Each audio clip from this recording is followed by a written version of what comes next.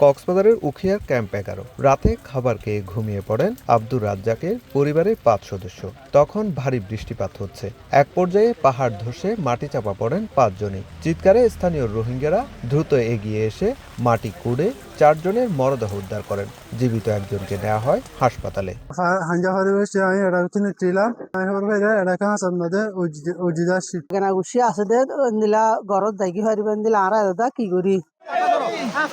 এদিকে রাত 2টার দিকে ক্যাম্প 15 জামতলিতে পাহাড় ধসে মাটি চাপা পড়ে আরেক পরিবারের 5 সদস্য।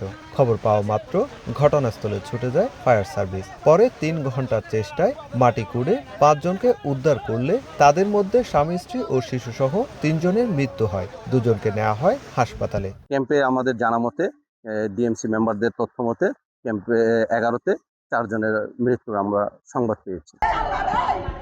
অন্যদিকে কক্সবাজার শহরের সাত্তার ঘুনা এলাকায় রাত 3টার দিকে পাহাড় ধসে মাটি চাপা পড়ে একই পরিবারের 3 জন। পরে স্থানীয়রা মা ও ছেলেকে প্রাণে বাঁচাতে পারলেও মারা যান বাবা আলী আকবর।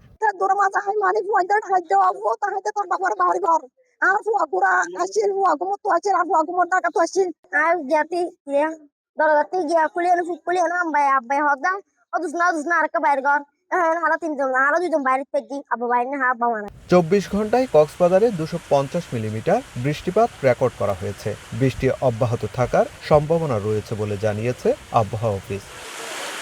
সুজাউদ্দিন রুবেল, সময় সংবাদ, কক্সবাজার।